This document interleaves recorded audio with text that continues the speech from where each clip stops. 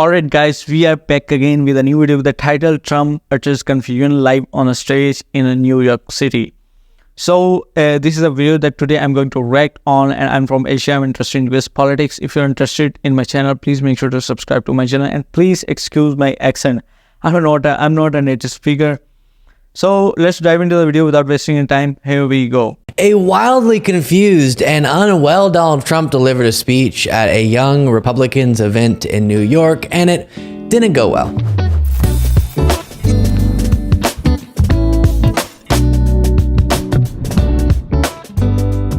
Well, this one is a doozy. I have some moments from a speech that Trump delivered in New York City at a New York Young Republicans event. As usual, he was very confused about numerous subjects. He tells a story about his grab them by the you-know-what comment. Super insane. We'll get to that. He defends his I want to be a dictator comment and so much more. So lots of stuff to look at, beginning with this. Because I don't view him as a stupid guy. Is this the biggest con game in the world? I mean, does he really believe this? He goes to China over global warming, which they don't use anymore because it's not getting warmer, it's actually getting a little cooler. So now they call it climate change. Because climate change covers everything. If it gets warm, if it gets cold. Climate change is one of the greatest con jobs ever, because global warming didn't work.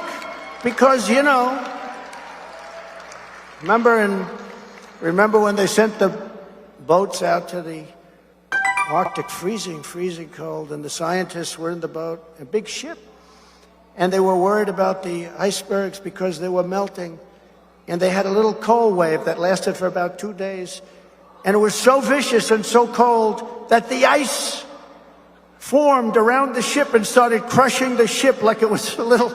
Remember, we had to send helicopters in to get them. The ship was just engulfed in ice, and they're talking about global warming. So we're destroying our country. It's honestly sad. I don't know if genuinely he doesn't understand or if he's just insulting his followers' intelligence with comments like that. It reminds me of the recent clips we've looked at of Republicans saying that climate change is just when the seasons change. And the audience eats it up, as you saw there.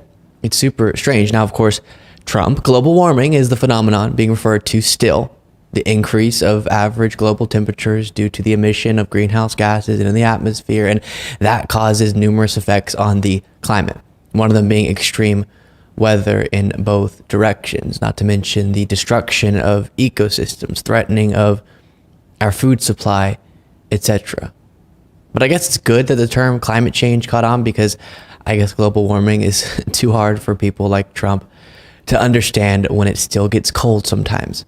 Next clip, Trump says a general came to him, likely tears pouring down his face, and said, when you called your bragging about sexual assault comment or your grab them by the you-know-what comment locker room talk, that was the bravest thing I've ever seen. But I went onto that stage just a few days later, and a general, who's a fantastic general, actually said to me, sir, I've been on the battlefield. Men have gone down on my left and on my right. I stood on hills where soldiers were killed. But I believe the bravest thing I've ever seen was the night you went onto that stage with Hillary Clinton after what happened. And then that woman asked you the first question about it. And I said, locker room talk. It's locker room talk. What the hell? What are you talking? Locker room talk. That was not a great... Sure, a general said that. Just like how Melania tells you that she loves you, right? I'm sure a general said, hey, I've watched people die on the battlefield, but you having to justify saying you sexually assault women is the bravest thing I've ever witnessed. Ridiculous. By the way, Trump was found liable for sexual abuse in a civil trial somewhat recently. I feel like we just stopped talking about that. So we have him on tape saying he sexually assaults women. Then after that, he is found liable for sexual assault. Party of family values. Then it's not a Trump speech without him bizarrely and obsessively salivating over Xi Jinping, the authoritarian leader of China. Laughing at us. Can you imagine President Xi I have to say, the press gets very angry when I call him a brilliant person. If I say he's brilliant, the next day article, he called President Xi a brilliant person. Yeah, he controls 1.4 billion people with an iron fist. They want me to say he's just of average intelligence. Okay? But the look, the whole thing, he stands in front of 1 million soldiers, they walk by, and they want me to say bad things. Can't say bad things.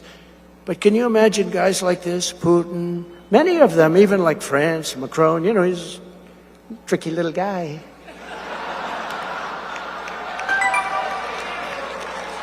No, but they're all sharp. How about Kim Jong-un? He's got more nuclear missiles. I say, can you do anything else? Let's go to a ball game or something. Did you ever?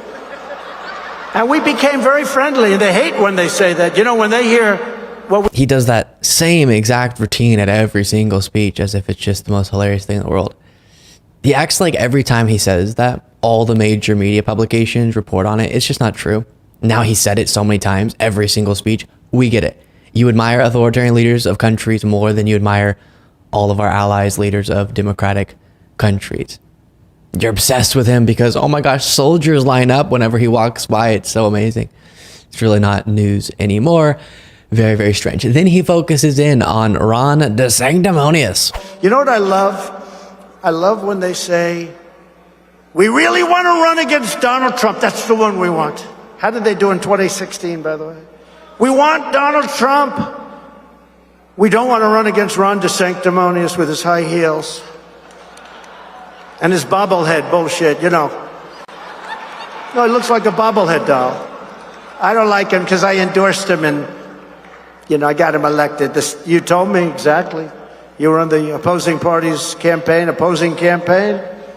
But, you know. So I've said about DeSantis's lifted boots, I really don't care.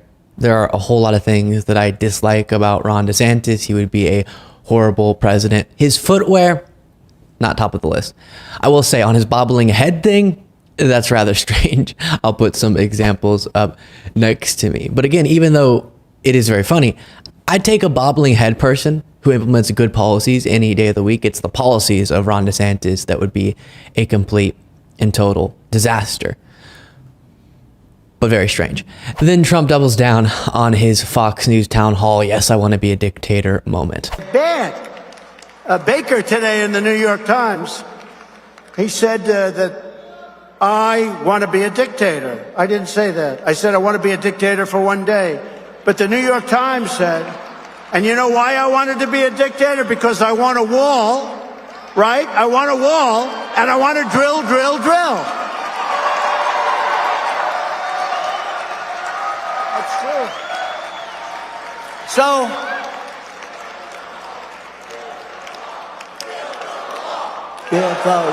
well, we did. We built up. Before getting to what's important about that clip, an interesting accident took place there. He accidentally proved that he lies about the wall constantly. In one 40-second clip, he goes from saying, I want to be a dictator so that we can build a wall, but then the crowd starts chanting, build a wall. So then he goes, oh, well, we already did it. He's currently running simultaneously on both vote for me because I did good things like building the wall, and also we need to build the wall. He can't just admit that he failed on his campaign promise to build the entire wall, but also wants to use that as a campaign promise for 2024. Very wild. But on the dictator comment, I'd love someone to find me an example who is saying, oh, Trump said he'd just be a dictator for one day, do those things. Find me an example of a dictator who was a dictator for a day, then went, you know what, let's go back to our democratic system. That would be never, guys. And some politician, random politician joking about wanting to be a dictator is obviously concerning enough, but just some random politicians, one thing. Trump, on the other hand, has already shown with his actions a complete lack of respect for our democracy and rule of law. He did a very dictator wannabe thing in 2020 and 2021 when he tried to block the peaceful transfer of power. Not to mention his plans for a second term, locking up his critics, targeting media outlets he doesn't like. The government should, quote unquote, come down hard on MSNBC, his words, not mine, etc. Every authoritarian has some reason they'll cite as the justification to centralize power. His, I guess, is the border and oil production, but obviously his intentions are far more sinister. Now, I will note, since there's this ridiculous talking point about oil production's hitting new highs under Joe Biden, breaking records in 2023 under Biden. So anytime you hear that point being made, we need to start producing oil again in the United States or something, they don't know what they're talking about. They're lying. We're beating our competitors such as Saudi Arabia and Russia and having a record year. One of the most misunderstood subjects in American politics right now. And by the way, in terms of the climate, that's not good. Biden may face backlash from a part of the left, but Fox News viewers who think he shut down domestic oil production are just being lied to. I do also want to mention, lately I've been trying to weave into stories a reminder about why Republicans should lose across the board in 2024. It's about Trump, absolutely. But it's also about down ballot Republicans.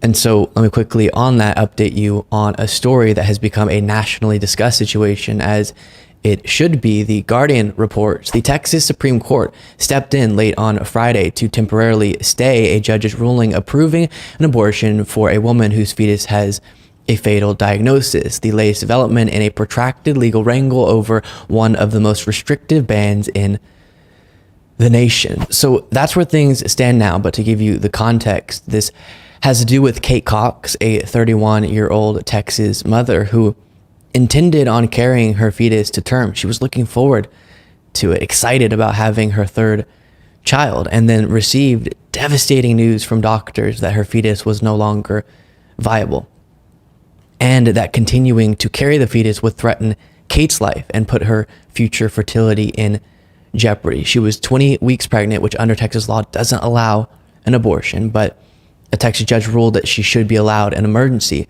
abortion. But then Ken Paxton, the vile Attorney General of Texas, threatened to attempt to imprison any doctor who performs the procedure and sue any hospital. Her husband could even be prosecuted for aiding and abetting an abortion. This is what happens when Republicans legislate on abortion rights. And now as this gets litigated, she's not able to get the potentially life-saving medical care that she needs. Attorney General Ken Paxton is disgusting. These laws are disgusting. And let me connect this to, once again, debunking a right-wing lie you're going to be hearing a lot of in the 2024 election season about abortions. When people fearmonger about late-term abortions, which this obviously wouldn't be with Kate Cox, a late-term abortion, but these are the types of devastating situations that we're talking about. Republicans often insult Americans' intelligence and insult women who are in heartbreaking situations by saying that women are getting on-demand late-term abortions. You've heard that phrase so many times. It doesn't exist. It's a fabricated and vile lie because Republicans can't justify their own stance on the issue without it. And then when Democrats get asked about their stance on abortion and sort of give vague answers on if they would support a late-term abortion ban, this is why. It's not because anyone supports what Republicans refer to as on-demand late-term abortions. It's because these laws so often get it so wrong. In the case of Kate Cox, again, I know she's not an example of a late-term abortion, but it's these similar stories that take place with late-term abortions. For her, it was a rare fetal genetic abnormality that caused a fatal diagnosis. Often the complex scenarios that necessitate abortions aren't taken into account in law. So then, because of the Attorney General's forced birth stance on abortion, he'd rather put her life in danger instead of allowing for a necessary medical procedure, and the law enables that. The decision is best left up to women and their doctors.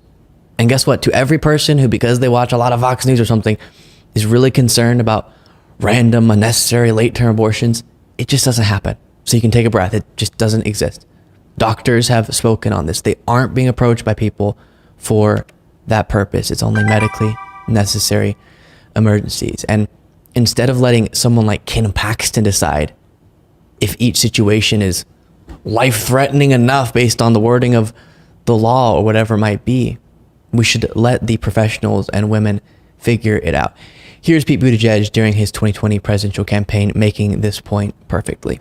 I think the dialogue has got so caught up on where you draw the line that we've gotten away from the fundamental question of who gets to draw the line. And I trust women to draw the line when it's their own life.